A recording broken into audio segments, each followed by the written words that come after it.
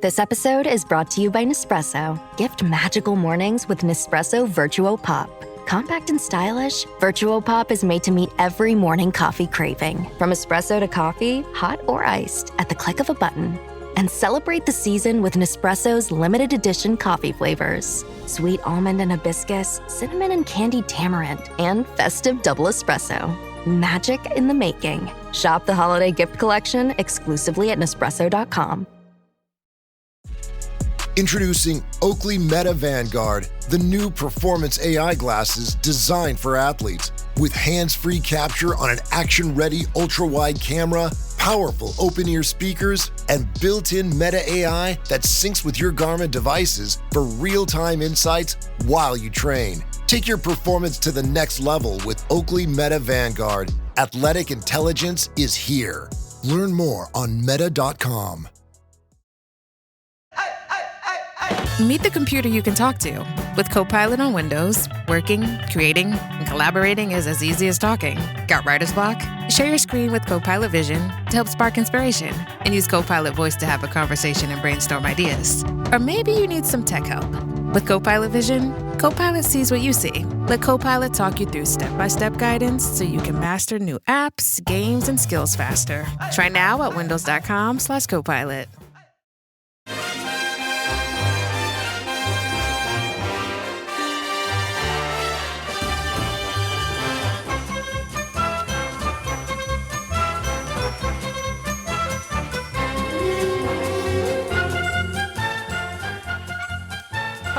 Welcome to How Are the Podcast. It's Gav, and you join us this fine Sunday morning as we get together to chat about Sunderland's defeat at Fulham. And unfortunately, for the third time this season, which we haven't got beaten that many times this season, but 3 times, third time that we're coming in to chat to you about Sunderland losing. And yeah, it wasn't a great performance from the lads at Craven Cottage, as we're about to get into.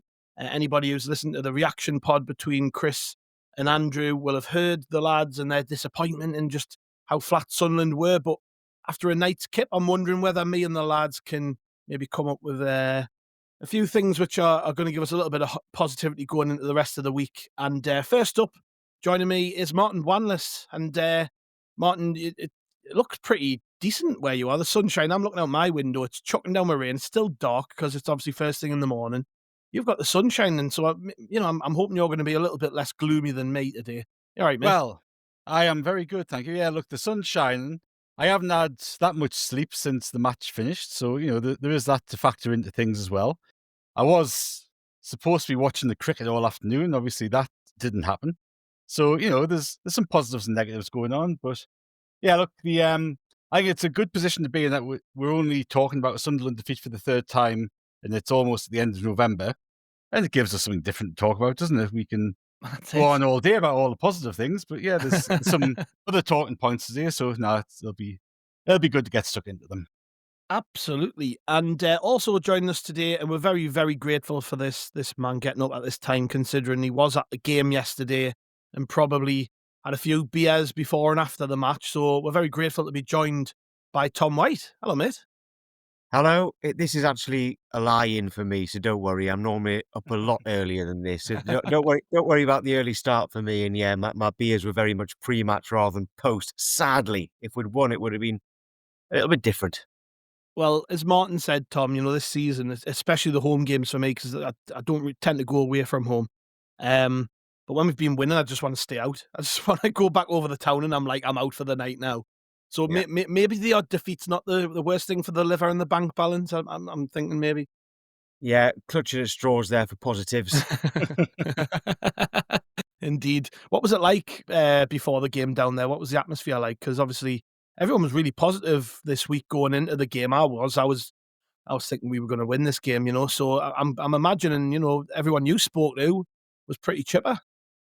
Yeah, the chat in the pubs was very upbeat, very positive. An away game in the Premier League, going into any away game in the Premier League with confidence is quite rare for us. But it was. I think a lot of people saw it as a real chance to get at least a point, if not 3. But sadly, it wasn't to be. Atmosphere in the away end is always brilliant, as you know.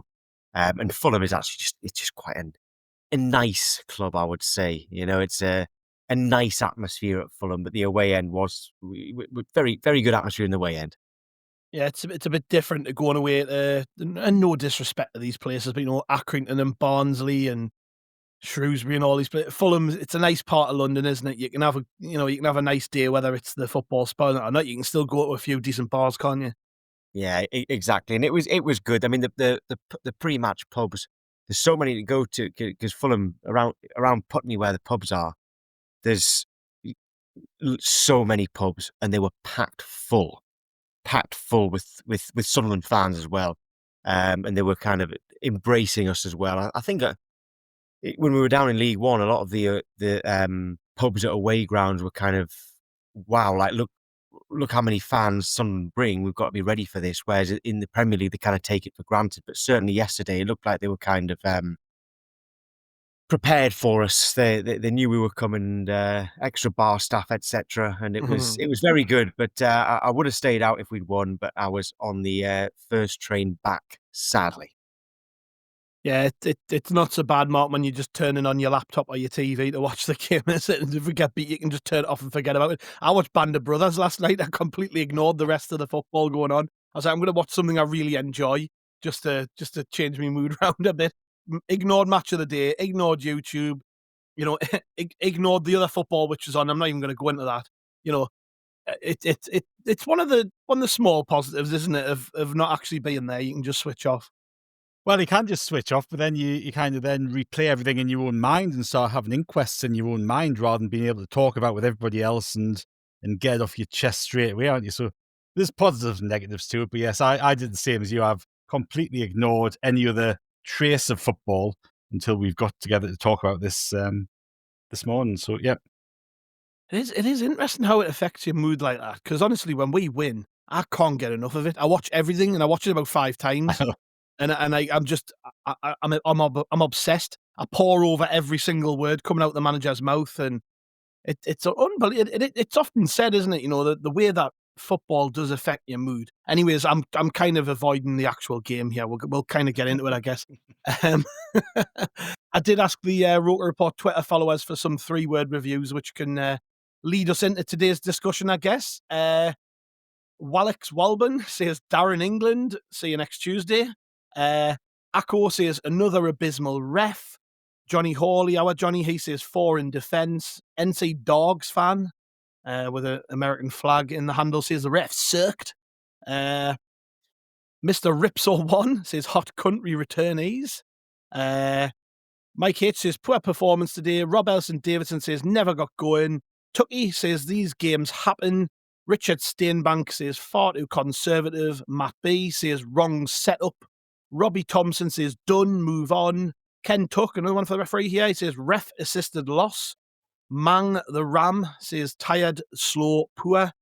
Eddie says manager at fault. Roker Rodeo says 12 games played. Gary Sinclair says refs a twat.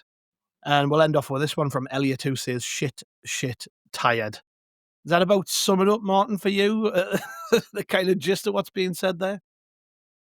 Well, I think it probably does, doesn't it? But I think the referee's performance, while I thought it was horrendous. I thought he was absolutely abysmal.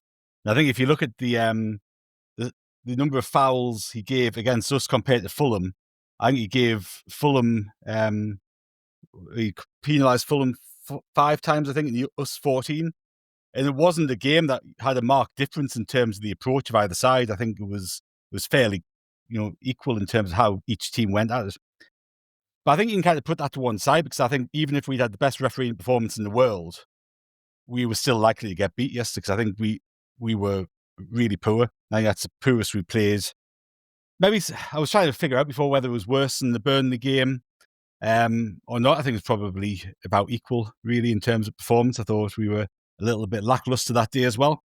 But I think, there's a few mitigating factors. A lot of the players have come back off a few intense games of international football in the last 10 days. But I think the biggest talking point is, the selection of 5 at the back, and I guess the negative that had on our attacking output, because we just didn't look threatening and we didn't get at them. And as I say, I think you can kind of put the referee's performance to one side, some respect, when you look at our performance, because if we played really well and it'd been a couple of bad refereeing decisions that had cost us actual goals, key points in the game, you could take him to pieces, couldn't you? But we didn't do our bit of the bargain, so it's hard to look at him for too long, I suspect. Is that about right, Tom, do you think? Well, I need to ask you two really what happened with because with their goal, in the ground, it came from like a free kick on like the halfway line or something, just inside our half, which didn't look like a free kick. It And the wasn't. No, it wasn't. That's what I was asking, because from where we were, because the referee didn't give that. Marco Silva, so obviously when you're there, you can see Marco Silva comes out of his dugout, waves his arms around, and the referee blows his whistle and gives a free kick. And I remember saying this to my mate when I was walking out. If that's Sir Alex Ferguson or Mourinho, I expect that. I don't expect the referee to do it for Marco Silva. No. It seemed like the ref had gone, oh, okay, yeah, he's angry with it.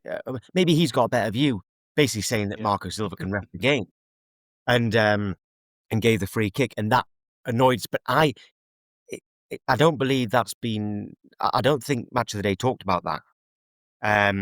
Wouldn't know. I avoided it. Yeah, I kind of had only had one eye on it really, rather than properly studying it, and I wanted to know from you two, was it a foul? So if you're saying it wasn't a foul, he wasn't going to give it. It was because Marco Silva waved his arms around, and it worked because they scored from that. So in terms of the referee, that's now that I know that is bad, and that's what we were all talking about post match and at the time. However, to balance things up, we didn't deserve to win. And someone asked me after the game who I thought our man of the match was. And I said Robin Roofs. So that says everything really. And I'm sure we're probably going to talk about it next. I was actually very surprised at the formation when the team was announced. Yeah, I think I'd kind of agree with everything said there. I mean, it probably does sound a bit snotty, and there'll be people maybe listening going, oh, you can't just blame the referee for us getting beaten. I'm certainly not doing that, and you two certainly aren't doing that. But he was horrific. And I totally agree with what you're saying, Martin. I think, in a game like that, when the weather is poor and the ball's not running properly, it's already like pretty stop-start. There's no real flow to the game. You don't then need a referee stopping it every single time. And he set the tone like seconds into the game by giving a really soft free kick. And that pattern continued. It felt to me like every time we touched a Fulham player and they went down, he was blown up for it. Sometimes he was blown up for fouls on Fulham players when they weren't appealing for it. And then from about 75 minutes onwards, he kind of changed tact completely in the way he refereed the game, and was just dishing out cards willy-nilly, and was a bit more aggressive with his refereeing, I think. And it was just a strange performance from Darren England. There was one... Sorry, Gav, there was one in the first half, wasn't there?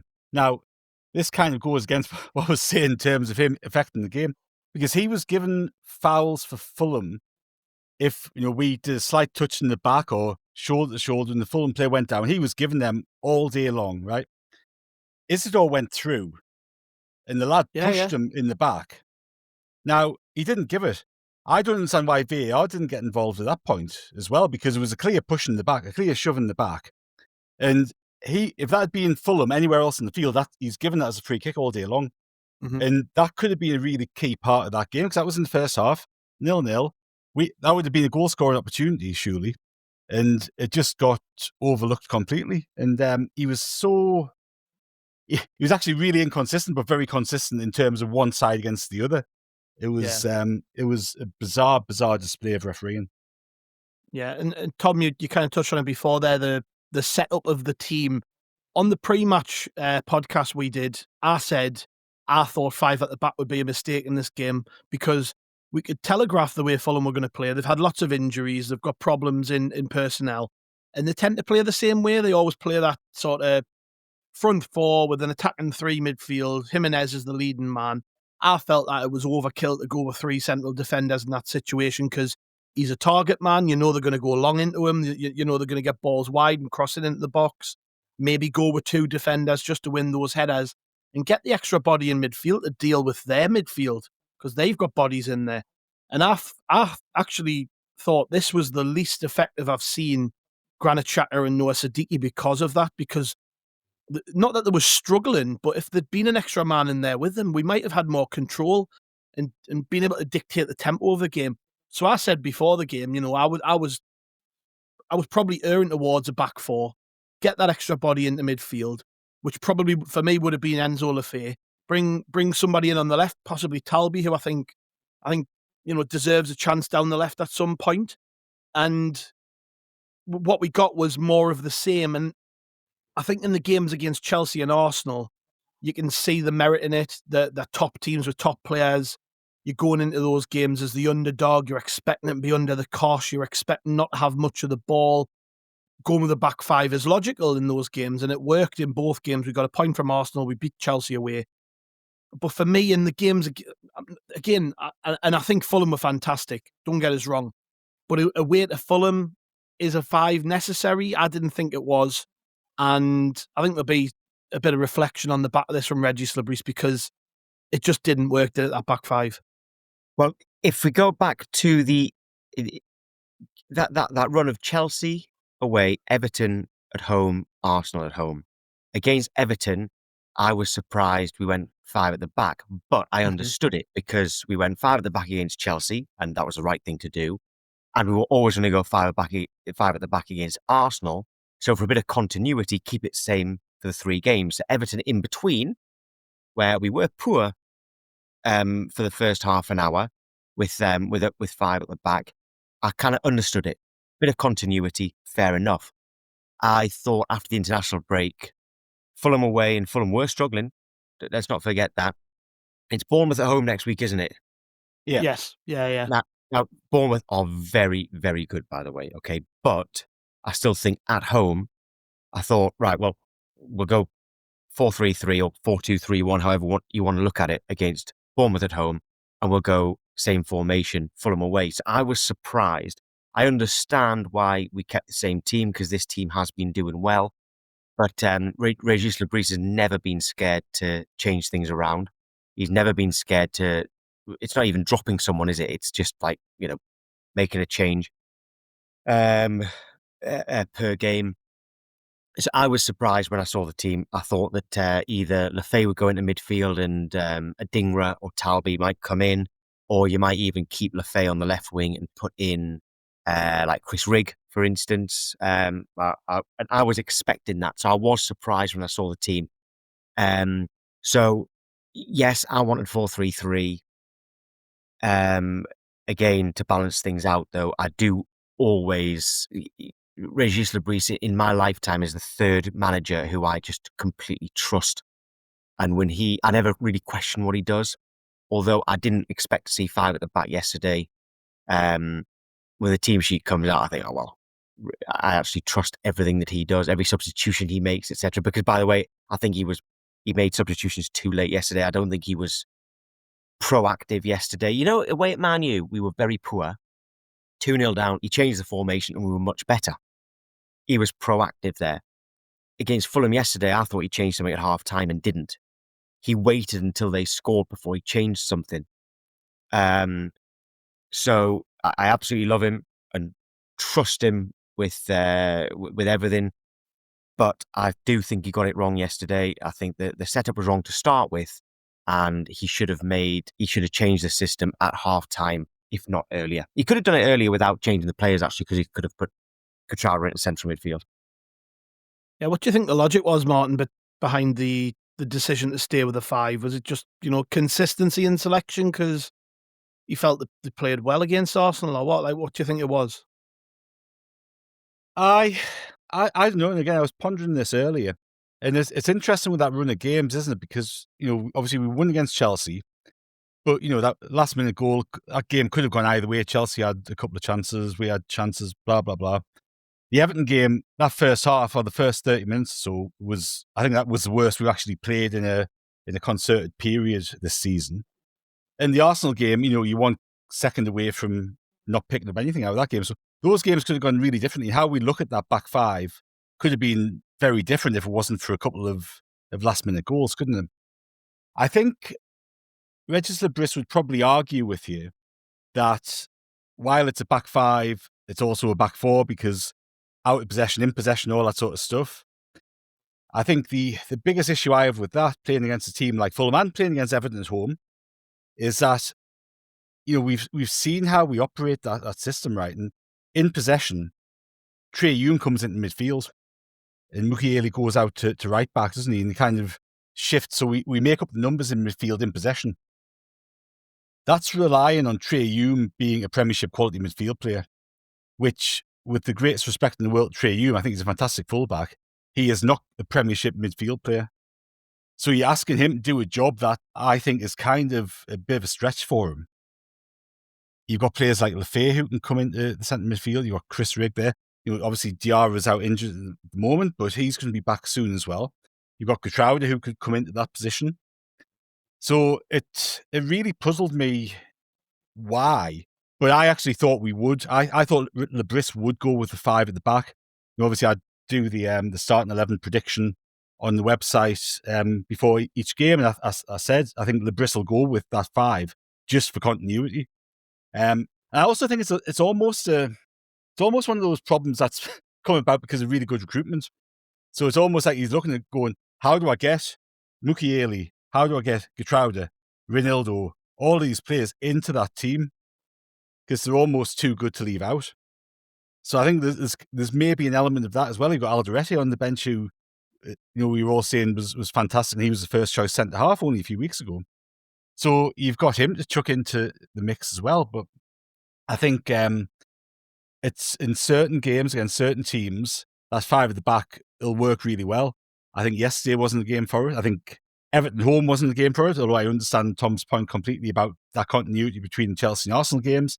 It's going to be really interesting now because we've done this for Fulham. We've got Bournemouth, and then we've got, Man City, Liverpool, and Newcastle. So do we actually change it against Bournemouth, or do we kind of stick with it if he believes that is a better system to use against sort of better teams? So it's going to be a really interesting thing to see how that evolves over the next few weeks, because naturally you can go, that didn't work yesterday. You've got a home game on Saturday. You're going to change it to that back four with an extra body in midfield. That's worked so well so far this season. But whether he does or not, I don't know. But I'm agreeing. I agree with Tom completely. I trust Régis Lebris with what he does, what he chooses, which players he selects. He can always argue or have different opinions on team selection, tactics, all that sort of stuff. I trust him completely. I think he's fantastic at what he's proven over the past year and a bit that he's been fantastic. That doesn't mean to say he won't make mistakes. And I think yesterday, if he reflects on it, whether he publicly admits it or not, I think he's probably sitting here this morning going, if I go back to 2:00 yesterday, I might do something a little bit different. Yeah, we had with Lebris, we had actually I had a Newcastle fan on our show on Friday, and we were asking about what's it going to take Eddie Howe to be under pressure, and he said Newcastle fans would trust Eddie Howe with their bank card and PIN number, right? And I'm actually starting to feel the same about Régis Lebris. So we are none of us are kind of questioning him. But when you talk about these next few games coming up, away at Liverpool and away at Man City, we'll definitely go five at the back. 100%. There's no way we'll do that against Newcastle because we've got to start a derby on the front foot. That was the problem in the FA Cup. They'd been in the Champions League that season. We were in the Championship. It was different, but at the same time, the best chance we had of getting something from that game, winning, it was a cup match. But we had to start on the front foot, and we didn't. And it was something of all the. I watched the game, and there was a lot of ex-players with me, and they all said they couldn't believe how negative we were. We had to get into them in those first 10 minutes. We had to go on the attack, and we didn't. We were time wasting in the first 10 minutes. So against Newcastle, we won't go five at the back. So yes, these games coming up, Man City and Liverpool away, definitely will be. But that's why I think that we didn't have to go five at the back yesterday, and we don't have to against Bournemouth, because we'll definitely not be doing that against Newcastle. I'm certain. Maybe away, but not at home. I was going to ask you that, actually, because it's interesting. We've played the last 4 games with a back 5. After the Bournemouth game, as you've just said, we've got Liverpool, Man City, Newcastle. Is he going to break that run with a change of formation? Or is this consistency in selection that we're seeing a result of the games that we've had and have got coming up? And he's maybe looking at it and going, I really need the players to learn this system. We can tweak it and develop it as we go, Martin. But, is the 5 at the back system something that he wants us to play regardless of the opponent? Because I'm starting to think that, given the fact we've done it against Everton and Fulham, as much as I want to see a back 4 against Bournemouth, as I've just said, last 4 games, back 5, the 3 coming up after that, you could argue he's going to do it in them games.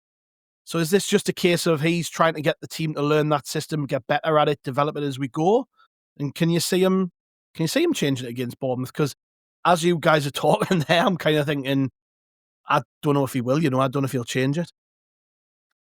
It's a really difficult one. I'm not as certain as Tom is that we'll play a 4 against Bournemouth and a 4 against Newcastle. I think we should.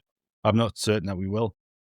The interesting thing with it, right, is I think Alderete has been a massive miss, regardless of formation, for his passing. I think his passing out of defence has been really, really good and really important to us this season. He can break the lines with his left foot. And I really would like to see him come back into the team. Now, whether that's going back to a back 4 like we started the season with, or whether that's a 5 where enables, because of the way he plays and because of his left foot, he can maybe push Ronaldo further forward and all that sort of stuff. So there's probably more nuance to it than simply looking at the back 5 and back 4. As I said earlier, I think Lebris would argue with you about what the actual formation is at various stages of the game. That said, we know that Régis Lebris is a really pragmatic manager. And, a reason I was surprised that we didn't go with a 4 against Fulham is because you kind of go, well, okay, what's the best way we've got of taking some points today? 3 points, 1 point, whatever that might be. And I would have thought a back 4 was that the best way. Against Bournemouth, I would say having a back 4 and having an extra body in midfield is going to give us more chance of winning the game. Starting off strong, like Tom described against Newcastle, where, in home games especially, we've really got to start strongly. I thought we actually did start relatively strongly against Fulham. In the opening 5 minutes, I thought we kind of went at them. And then all of a sudden we got pinned back, and that was the story of the first half after that. I also think it depends on who's fit and who's available and who he trusts in midfield. Because, we've talked about Lafay coming in the centre midfield to make a 3 with Xhaka and Siddiqui. You can make a case for Chris Rigg coming in. You can make a case for Dan Neil coming in. Habib Diarra will hopefully be back for the Newcastle game. There's a question mark about that, but hopefully that was a game he had kind of penciled in early on. I think that was repeated by Lebris midweek, wasn't it? So you've got that bit to it. The other elements to it, I think he doesn't necessarily trust Adingra or Talby fully out on the wings to do the defensive jobs. So that's why he's got Lafay out there. That's why Traore is getting a good run inside. And I actually thought Traore had his best game for us against Fulham. I thought he was actually really good on the ball, and I don't think he should have been subbed, actually. I think he deserved to stay on the field. But I think almost the team selection at the back is influenced by what options he has further forward as well. And I think we're kind of seeing the back 5 because he doesn't necessarily feel also that he's got the right options out wide for those wingers to do the defensive job really well. So I think it's a little bit more. I think there's more to it than just kind of choosing the formation. I think he's actually choosing the 11 and figuring out what best formation suits them. Yeah. Well, we'll go for a quick break, and then when we come back, we'll chat a little bit more about the game. We'll see after these ads. Does it ever feel like you're a marketing professional just speaking into the void? But with LinkedIn ads, you can know you're reaching the right decision makers, a network of 130 million of them, in fact. You can even target buyers by job title, industry, company, seniority, skills, and did I say job title? See how you can avoid the void and reach the right buyers with LinkedIn ads. Spend $250 on your first campaign and get a free $250 credit for the next one. Get started at linkedin.com/campaign. Terms and conditions apply. Oh Hilton stay, oh Hilton stay. Your beds are soft and cozy. No lumpy couch, no stiff futon, no shower line at crack of dawn. Oh Hilton stay, oh Hilton stay. When you want holiday comfort you can count on, it matters where you stay. Enjoy comfortable rooms and friendly service when you stay with Hilton instead. Save up to 25% this season when you book with Hilton. Hilton for the stay. Terms apply. This episode is brought to you by Nature's Bounty. Nature's Bounty believes your body is brilliant, naturally designed to thrive, inside and out. For those always looking for new ways to support your health from head to heels, Nature's Bounty has a range of over 400 vitamins and supplements born from 50 years of trust and care. Nature's Bounty. It's in your nature. Visit naturesbounty.com to learn more. And welcome back to Howie the podcast. And just before the break there, Martin was chatting a little bit about Omar Alderete, Tom, and the fact that he's back on the scene. He's been out for a few weeks. He did nothing wrong to lose his place. It was a concussion. I think the manager was hoping he would get some game time with Paraguay on international duty to get him ready for Sunderland games, and it didn't happen. He got himself sent off, actually, stood on the sidelines, which just, whatever, but it's funny. But Alderete, I kind of agree with what Martin was saying there, Tom. I think we've maybe underplayed how much of a loss he's been, because his loss to the team actually coincided with the change to a back five. We went to a back five, and I think it was in large part to sort of deal with the lack of Alderete in that defence, and the fact he's so solid. He's a big old unit, and he can win the ball in the air, but he is very good on the floor, as Martin said. Do you suspect now that we're going to see a little bit of a personnel change in defence to get him back into the team or not? Yeah, it was funny when Régis was asked about Alderete getting sent off, having not even been on the pitch. Like, Lebris laughed. He was kind of like, oh, classic Omar, God. I was like, he does that. Yes, I think it's a nice problem to have is that if you look at the back five we're currently playing, none of them deserve to be dropped. But Alderete needs to play, and I think we're all agreed that we'd quite like to play with 4 rather than 5. So that's 2 that have to come out if you think about it. But I would, we lost. So that's time to do it. Okay, you make a change, you change the formation, and you could bring Alderete in for someone. But it is hard when you think of who. Like, Hume doesn't deserve to be dropped, but he might put Mukiele on the right rather than in the centre. But there's no way he's dropping Ballard, no chance. Catrauda has looked very, very good. I don't think it helps to put him in midfield, to start him in midfield, unless it's for Xhaka or Siddiqui, because we're saying that we need a more attacking player in there, like Rig or a winger, and moving Lafay. And Reynildo, he loves Reynildo. So, yes, he does want to get Alderete back in, but I don't know who it's going to be for. No idea. Yeah. No idea, but that's why we trust him with our bank card and pin. I've honestly pored over this so much in recent weeks, and I think he's going to have to break someone's heart. I do, because I think you've got to get him back in the team, Martin. I know we're looking ahead a bit here, but when I look at the actual the game against Fulham, and possibly the Everton game as well, I like Catrauda, but I'm not in love with him to the point where I would sit here and go, he has to start every single game.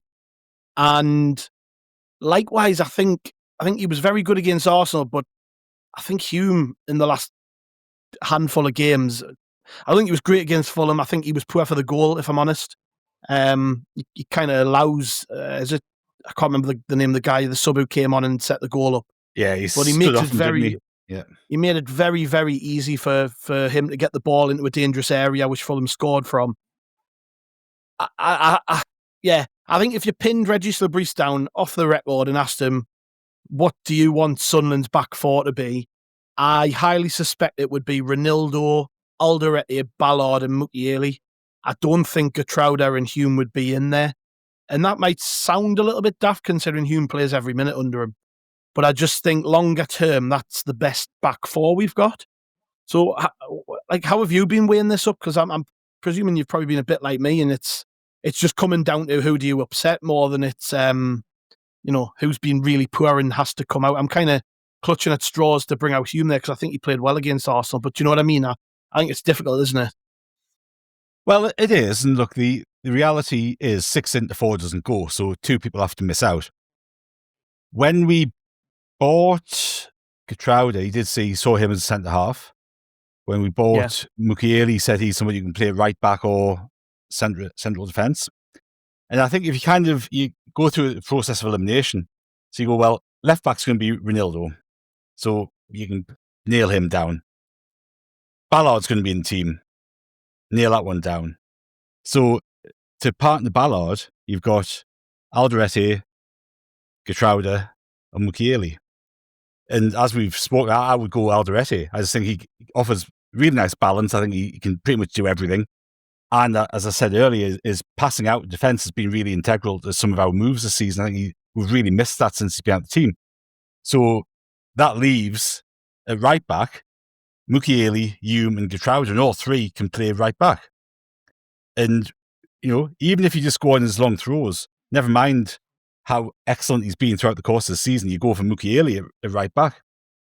And what a great position it is for us to be in, where we're talking about which 2 quality international players we'll leave out of our defence and have them on the bench waiting to come on and fill in if need be. And I think we've got to do that. I think, again, if you pinned, as I say, Gav, if you pinned Lebris down and asked him hand on heart, what's his first choice back four? I suspect. Can you imagine just pinning them down, by the way? Like, pushing them to the ground and, Régis! Tell me. I reckon it would be. I reckon it would be. And then, of course, that then opens up questions further up the field, doesn't it? But, I think as a back four, and what a good back four that is, by the way, really nicely balanced. Yeah. You've got a bit of everything. Really good footballers in every position. And I'd be really confident going into a game with that back four, with roofs behind them. And it's a really solid defence. But, you could put Hume in, you could put Getrauda in, and you don't actually lose that much from it. But, again, there's matter of process of elimination. I think that's where you get to. Yeah. Tom, you were there, obviously, as we've said repeatedly, and me watching the game, I felt, and this was the same for both teams, by the way, I felt the weather really impacted on the game. The ball didn't run very well at all.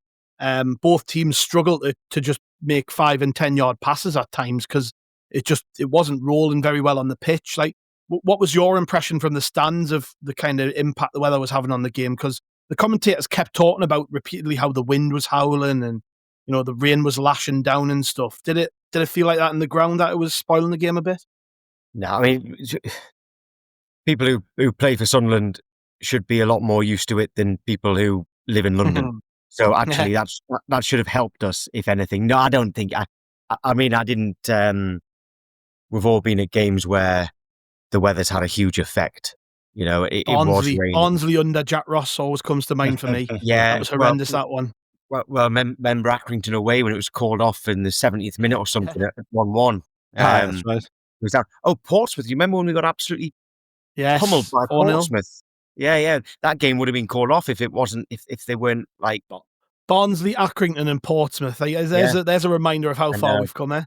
Yeah, and it was nothing like that. I didn't think the weather really wasn't that bad yesterday. I mean, it will have had an impact, but if anything, that should have helped us, not hindered us. Yeah. It was just something that's been on my mind because when I was watching it, and again, the commentators kept referring to it.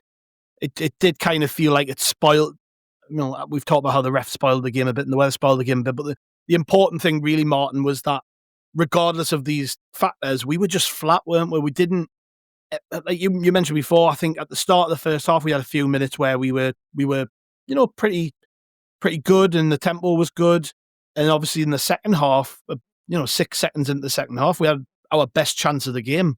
So we started the second half quickly as well, but we were flat. And what do you put that down to? Because even after the game, the manager wasn't happy with it. I heard Trey Hume talk about it. He wasn't happy. The players are obviously very conscious of how flat everything was. But what did you kind of put that down to? Is it just a hangover from the international duty that a lot of these players have been on, and the lack of prep, and then having to travel and all? Like, what is it? Because it's uncharacteristic of Sunderland. We've been really, that's something you can never level at us really this season. We've never really been particularly flat. No, we haven't, and there's a few excuses I guess you could come up with, couldn't you? I think the games that the players took part in for international football were very high pressure, very physically and mentally intense for a lot of them.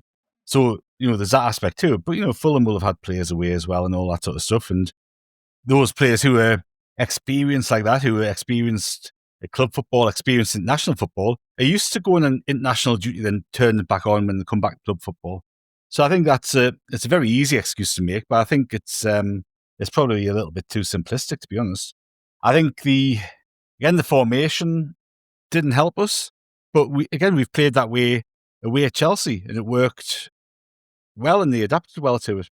I do think the lack of outlet that we had up front, primarily on the wings, and then with getting the support in from midfield, didn't help us actually get up and down the pitch well. We could never keep the ball in their third for any prolonged period of time, could we?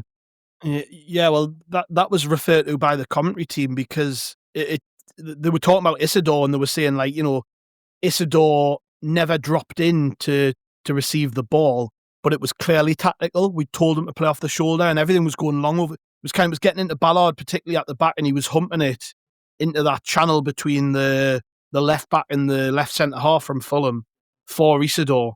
It seemed tactical, didn't it, rather than anything else? But it wasn't sticking. Well, it wasn't sticking at all, but it did seem tactical. And you're right. I had the feeling during the course of the game that we were actually paying too much respect to them, and we were kind of underestimating how good we were. You can understand that if you're going away to Arsenal, away to Man City, away to Chelsea, all those teams, and you play like that and try to catch them on the break like that, get Isidore over the top, use his pace to get back around the back of them. But I actually think we're better than that. I think we could have gone to Fulham and played them, faced up and played them, played a proper game against them rather than trying to catch them on the break. I just think we paid them too much respect. And I think we potentially underestimated what we can do. Like when Broby came on, he didn't actually change the game that much at all, so it kind of defeats the object of what I'm going to say. But I would actually like to see Broby start up front, because he can hold the ball up and build things around him. But I think to do that, you've got to have an extra player in midfield to get close to him to then build that up. So I think if you're going 5 at the back, it's unlikely you'd put Broby up front, because you haven't got that player who can get into support him. If you've got Lefay 10 or 15 yards behind him, you can probably get a lot out of Broby like that. 2 wingers either side, and you can kind of take the game to the opposition a little bit more. But yeah, I thought we paid them too much respect. I thought we kind of underestimated how good we are, and we just invited them to come on to us. And I know we've talked about the refereeing decision that to give the free kick that led to their goal, but let's be honest, they could have been, if they'd been 2-0 up at half time, we couldn't have complained, because they had chances, and we could have easily been 2 or 3 down at half time. And a call that the referee gives with 5 minutes left is kind of inconsequential if that happens. Yeah, that was just going into half time. My friend next to me said, if it's 0-0 at half time, it's going to feel like we're winning 1-0, because there was, you're right, it could have been 2 or 3-0 to Fulham. And by the way, just got distracted there out the corner of my eye. I've got Sky Sports News. I've just seen Bradley Dack score an absolutely world-class free kick from Chile, and it distracted me. I had to do a double take there and rewind it. Well, that what Martin said there, Tom, was actually repeated by Marco Silva and Raul Jimenez in their post-match interviews, about how they were pretty confident. They were like, we were the best team, particularly in the first half. We should have been winning at half time. Like Fulham, despite their woes recently, Fulham seem to have a lot of confidence. I think we are, Martin said we underestimated ourselves. I think we maybe underestimated Fulham a bit. They're actually all right, I think. I think they looked a decent team, and we kind of went through some of the things you can give excuses for, the fact we had players on international duty and the weather and the refereeing and stuff. But all those things were the same for pretty much the same for both teams. And Fulham coming into the game riddled with injury issues. You know, the one fit striker who's barely fit, and he played the full game, Raul Jimenez, despite, you know, he probably could have done with coming off a bit earlier. The commentators even said that. They said, you know, had Fulham had the options, he would have probably been off after an hour because of the lack of football he's had recently. But, you know, Fulham had all the reasons in the world to have excuses for this game, but it seemed to actually bring them together a little bit. And I was actually impressed with how decent they were. Fulham have got a good team, and the fans love their manager. The manager has done because Marco Silva at other clubs, I've always criticised him. He's actually been poor at other clubs, and I kept being surprised that he kept getting good jobs. But actually, he is doing a good job at Fulham, and they love him. And if you look at the team, Burnt Leno's a good goalkeeper. I think Joachim Anderson's one of the most underrated players in the Premier League at centre back. Calvin Bassey looked very good yesterday alongside him. You know, Ryan Sessegnon was a very expensive player when he left Fulham to go to Tottenham. I know he's back there now. They've got that young Josh King who everyone raves about. Harry Wilson's a good player. Sander Berge as well. They have got a good squad. And Marco Silva's problem, by the way, because Marco Silva hasn't signed a new contract yet and they want him to. One of his issues is, well, are you going to let me spend? Because in the summer, their recruitment was that they waited and waited and waited until they actually spent some money. And he was like, are you going to back me? You know, so one of the reasons he hasn't signed his contract yet is he wants some promises that he's going to be backed because he's got options to leave. And he's doing a good job there, and Fulham are a good team. I don't think we underestimated them. Being told by our the way we played was proof that we didn't underestimate them. I think we still showed them too much respect. But if you look at the league table, they've only got, I think they're only one above a point a game. They've got 14 points from 12 games. You know, that is, that's not that good. That's a point a game keeps you up. They're only just above that. I think it's interesting when you look at their home and away records, isn't it? Because it's almost like two different teams play. Away from home, I think they picked up a couple of points, if that. I think they've been awful away from home. Whereas at home, they've only lost one game, and that was to Arsenal. So they're a really strong team at Craven Cottage, and they've done awfully away from home. So when you go to face them at Craven Cottage, their league position probably gives you a false impression of what they're actually capable of, just because of the away results. But I still think we paid them too much respect. I think we treated them as if they were a Man City or an Arsenal at home rather than a team that we could actually go and get at. Yeah, when I say, you know, we maybe underestimated them a bit, I mean, before the game, I was looking at this and going, well, I think we should win. I think it should be 2-0 to Sunderland or whatever. I didn't expect Fulham to play like that, despite knowing what you said, Martin. You know, despite knowing that the home record is decent. I just felt like with the momentum we've got at the minute, and maybe that's been interrupted by the international break, I don't know, but with the momentum we seem to have built up, I was thinking going into this game, like if we go there and get at them at the start of the first half and the end of the second half, we win. I said 2-0. I felt pretty confident that we'd go there and win. So maybe that's just me being a bit cocky about how good we are. But I was just surprised by how decent Fulham were. Well, it's, you know, whether you're surprised by how decent Fulham are, I think we actually let Fulham be decent because we didn't go at them. And I think the more that we sat back and let them play, then they are a good side. I think, you know, if you do that any Premier League side, they're going to cause you a few problems. You know, in some respects, we'll probably try to do what we did against Forest, where we're relatively solid at the back and we get a goal on the break or a free kick or a set piece and, you know, snatch a win. But I thought we conceded too many chances to enable us to do that. You know, a characteristic of our really good performances away from home this season is that we've restricted the opposition to very few chances. And again, in the first half especially, we gave them chance after chance. It was like the Everton game, wasn't it? I know that was a home game, but, you know, after half an hour against Everton, they could have been 3-0 up, and again, Fulham could have done the same. So we conceded a lot of ground to them, but we weren't solid in conceding that ground. We've seen games, haven't we, where we sit back and we let the opposition have the ball, but we kind of hold them about 25 yards, 30 yards out. We don't let them get chances. We don't let them create chances. But we were kind of doing the first bit yesterday, but we were letting them create chances as well. So something wasn't quite right. And whether it was, who knows the reasons why, whether it was the formation, whether it was other bits going on, but it was a disappointment, really. What's your suspicion, Tom, of how we'll react to this result and performance? Because, as I said, it's a little bit uncharacteristic of us to be so flat, for some of the big players to just not turn up in this game. How do you see us reacting against Bournemouth, given we've been so different at home, we've been so good at home? Yeah, we have been good at home, touch wood.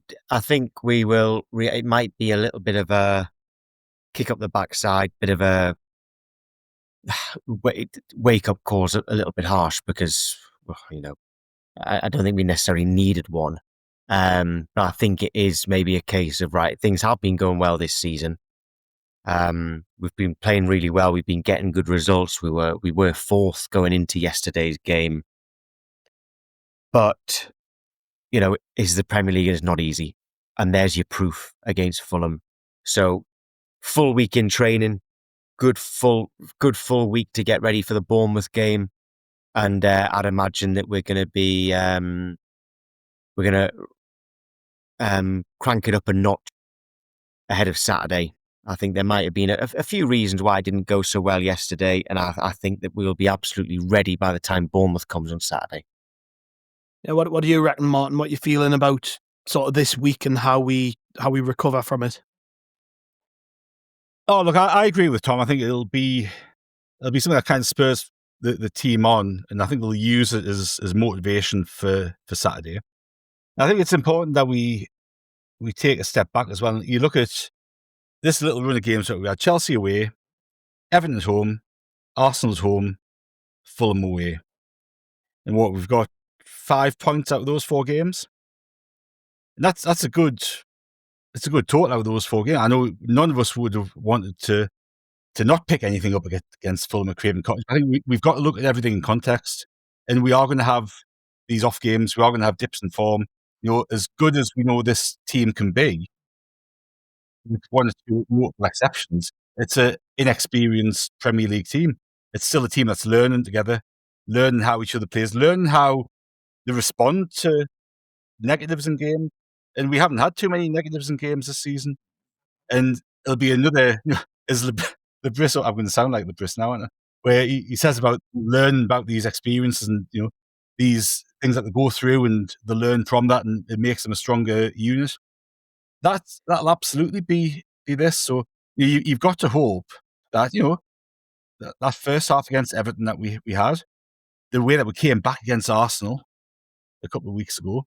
Now, this game, I think you could argue this one of Burnley's the worst performance of the season.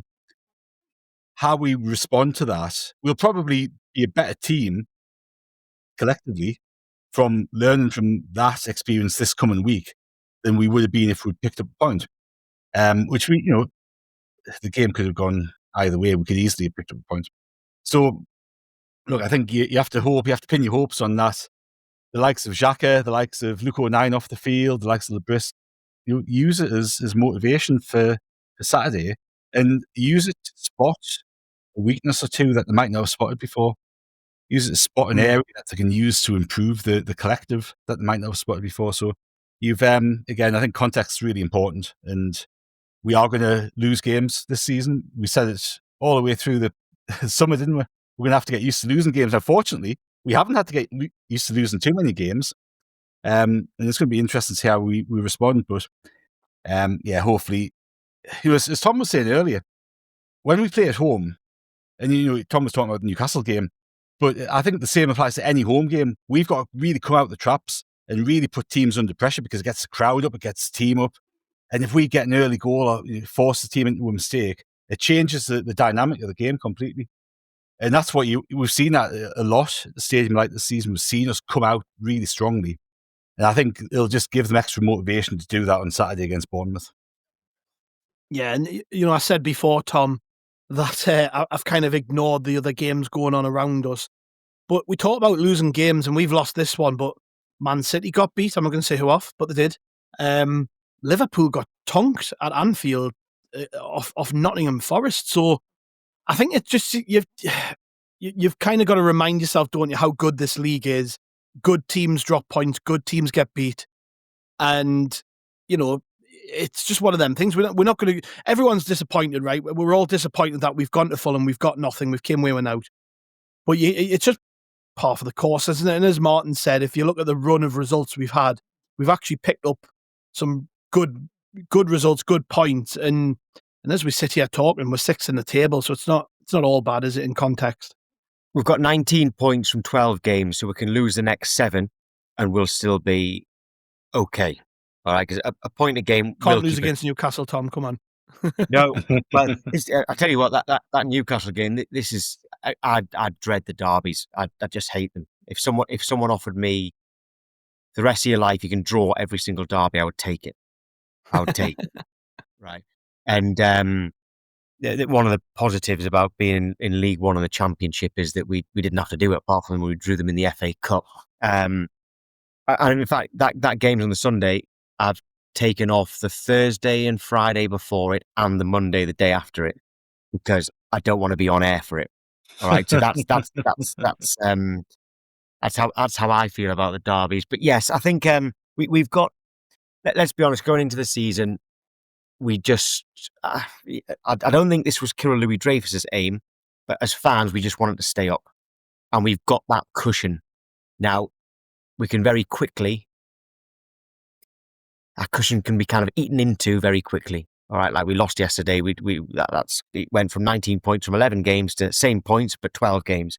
That can keep happening, especially the run that we've got coming up.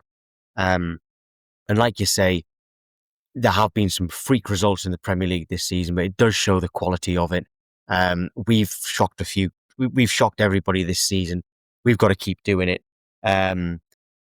But bigger picture is, we've got 19 points. We're halfway to survival, and we're only 12 games into the season. So I certainly hope we don't lose the next 7 games, but trying to put a kind of positive on it. If we do, we'll still be all right at the halfway stage. Yeah. Well, can't get you on, Tom, without asking about the transfer window coming up, of course. I'm sure you'll be on around that time again, but yeah, it's just around the corner, isn't it? This week we've had the manager being asked in the press conferences about players and stuff. And I said, when I was chatting to Chris ahead of the game, because he asked me about the Matteo Guendouzi link.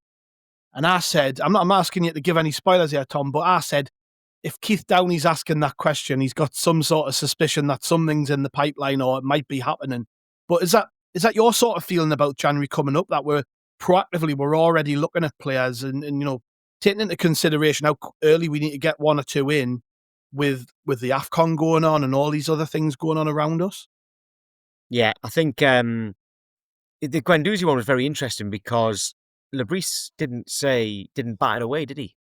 No. And he never gives anything away, right? So as a broadcast journalist, Lebris is actually quite annoying because you sometimes think it's a waste of time and money going to speak to Régis Lebris because he doesn't give anything away.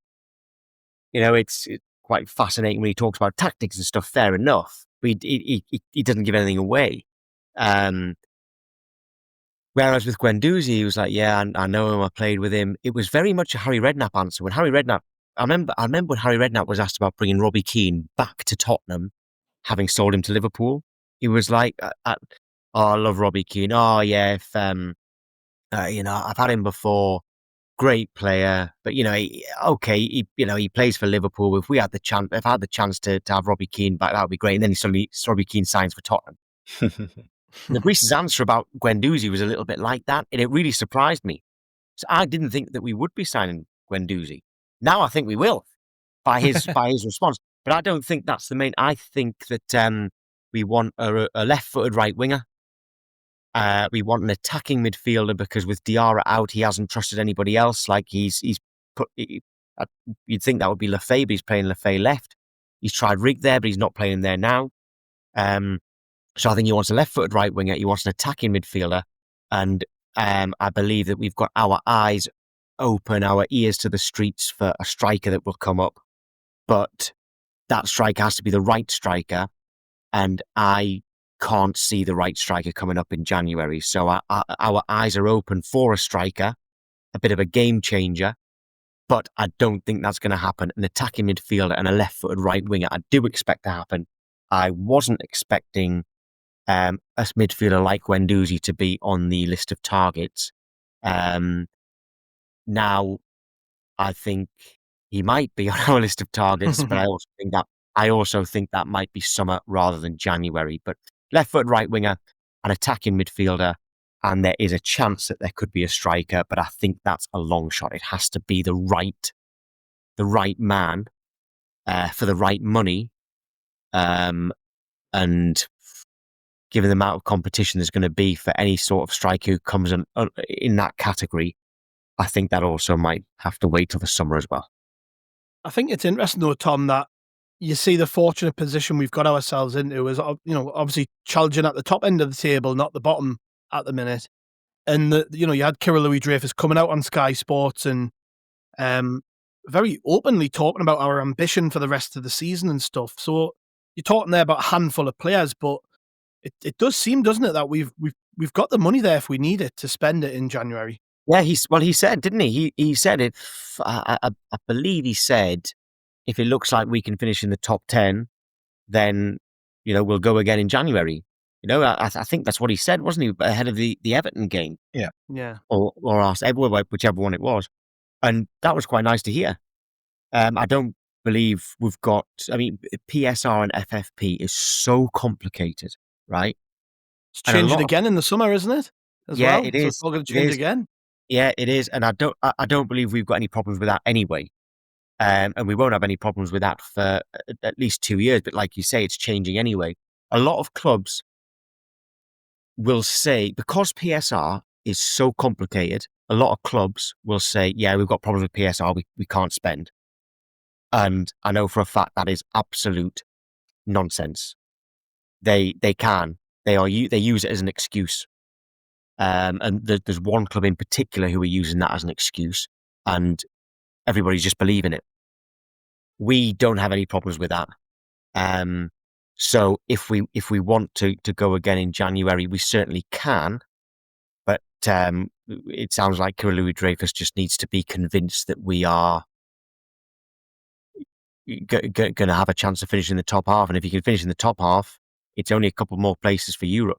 So if we go again, it means that there's belief.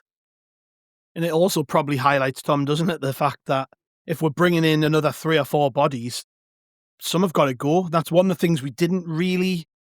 I think if you were going to criticize the transfer window in the summer, we didn't probably get rid of enough bodies. We've got a whole host of players who are nowhere near the squad, and then there's a handful of others who haven't really kicked a ball. And if we're going to bring in more players, then they're even further away from the picture. So, have you heard any murmurings of sort of squad turnover in January in terms of getting players out the door? No. Yeah, well, if you look at, I'm just getting the squad up here because there's players who haven't even got. I think some players didn't even get registered, did they? I'm just trying. Here we go. So, forget the players who are already out on loan. You think Jan Poveda.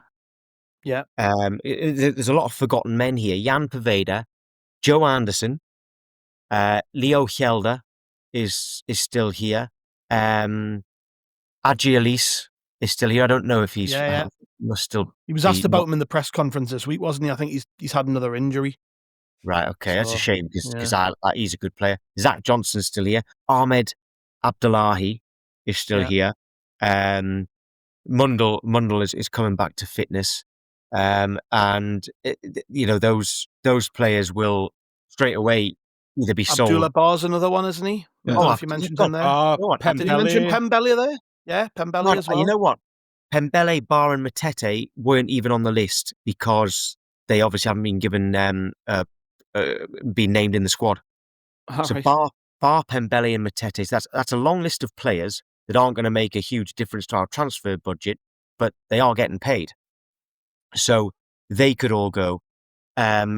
They're kind of obvious ones, but no one's really thinking about them because everybody's forgotten about them. But then you add the fact that Sirkin and Dan Neil, two of my favourite players, are out of contract in the summer. We won't get a lot for them in January. And you know my thoughts on that. I would give them both a new contract, and I think that both of them, given a chance, will both prove that they are Premier League quality. I'm absolutely certain of that, and you know that I think they should both get a new contract. But if they don't, do we let them go in January and get some sort of money? Maybe we even let them go for next to nothing, but with a sell-on, maybe. So that's a possibility. They are obvious ones, but if you look at it, because most of our players are new, who's going to go? I mean, I still think Sirkin's ahead of Masuaku, so I suppose Masuaku might go, but he's not going to go for a lot of money because he's out of contract in the summer as well. So I can't really see. The squad is too big, but they're all fringe players who will go. We'll not be losing any key players, because we only signed them in January, and the ones who we didn't sign in January who are playing, like Ballard, like Hume, they're not going anywhere. And it's not like we're going to sell Anthony Patterson because we have to replace him. Yeah. Where's he going to go? He at the moment he's number two goalkeeper at a Premier League club. When we were in the Championship, he could have gone to the Premier League, but as a number 2. Well, that's where he is now. So I think that there might be a lot of outgoings, but it's not going to be kind of huge news.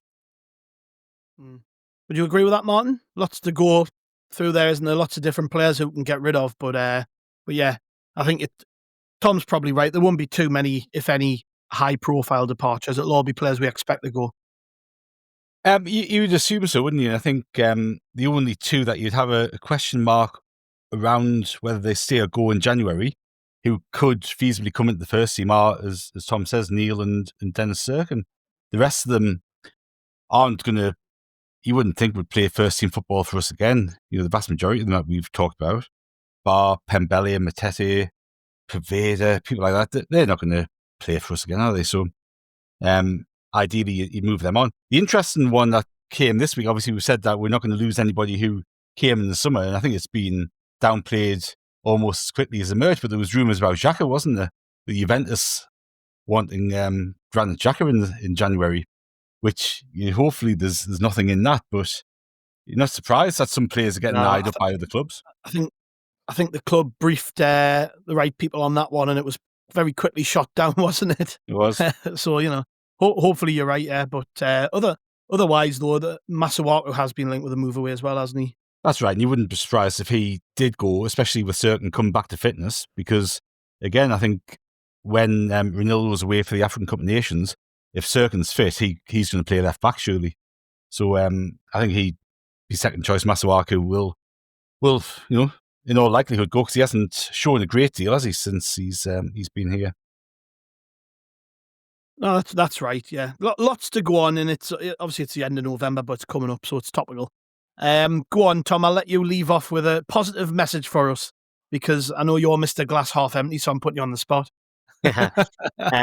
Positive message for the first time this season, when we got that draw against Arsenal. For the first time, I said, I don't think we're going to get relegated.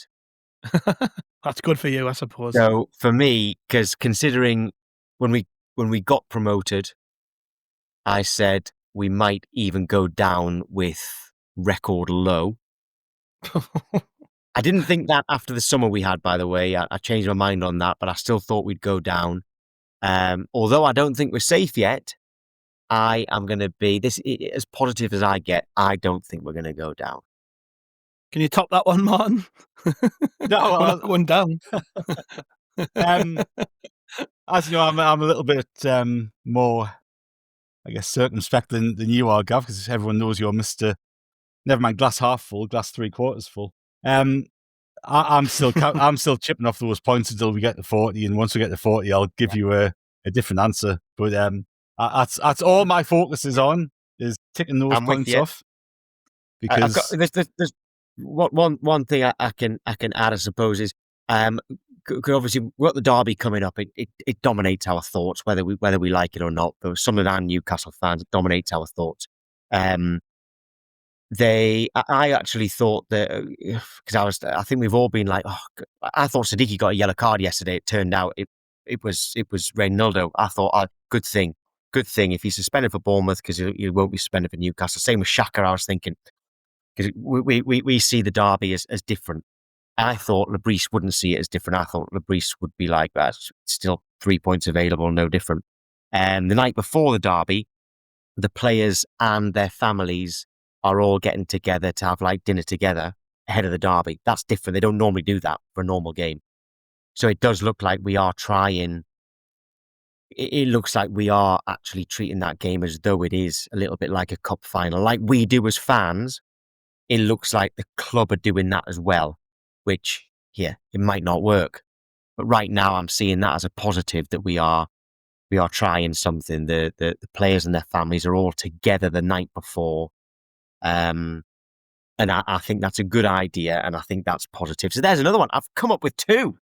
Brilliant. Well, you've been great value today, Tom, I've got to say. So, don't let anyone ever call you negative again. Thank you very much, mate. Really appreciate your time, and congratulations, by the way. You've had some great news this week, haven't you? So yes. So baby on the way, due probably. I think it's early May, although we haven't got an exact date, but early May. So that's obviously great news. More great news is that I can take my paternity leave for the whole of the World Cup.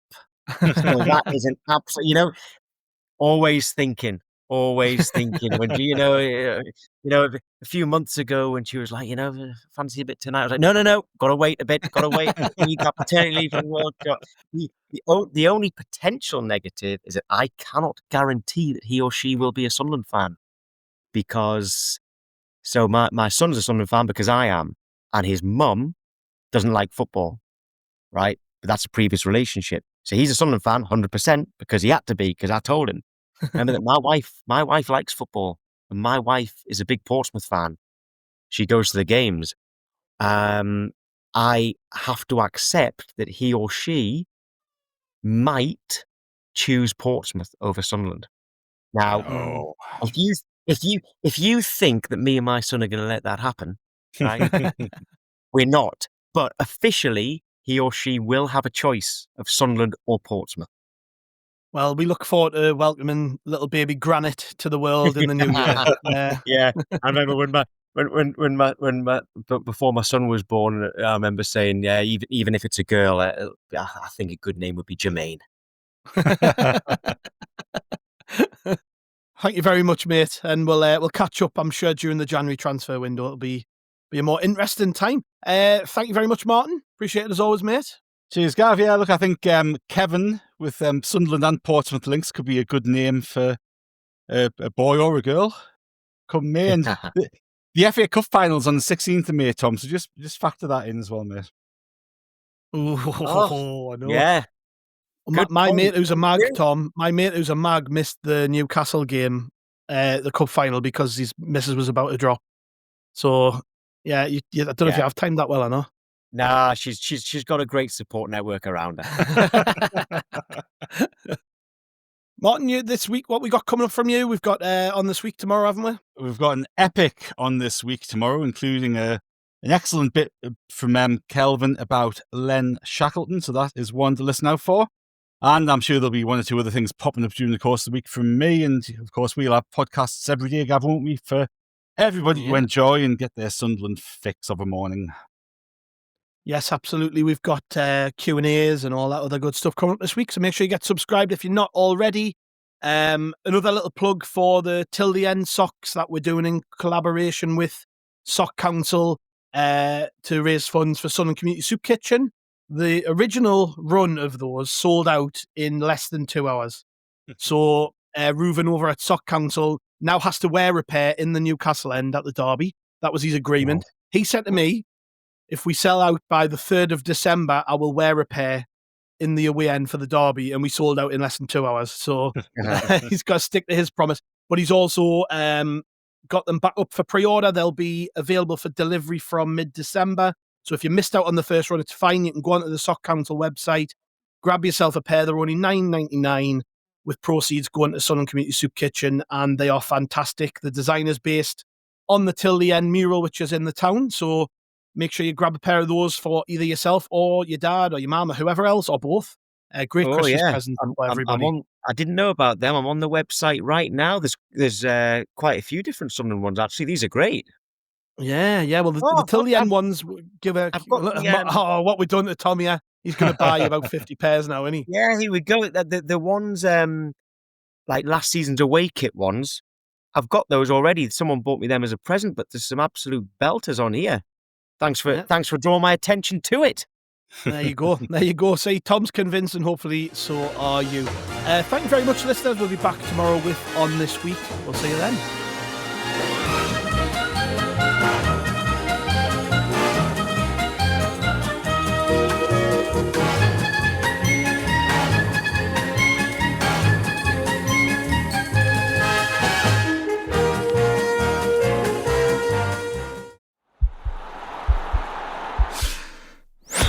This podcast is part of the Sports Social Podcast Network.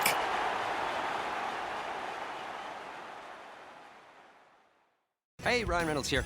Wishing you a very happy half-off holiday, because right now Mint Mobile is offering you the gift of 50% off unlimited. To be clear, that's half price, not half the service. And Mint is still premium unlimited wireless for a great price. So that means a half day.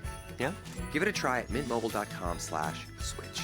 Upfront payment of $45 for 3-month plan, equivalent to $15 per month required. New customer offer for first 3 months only. Speed slow after 35 gigabytes if network's busy. Taxes and fees extra. See mintmobile.com.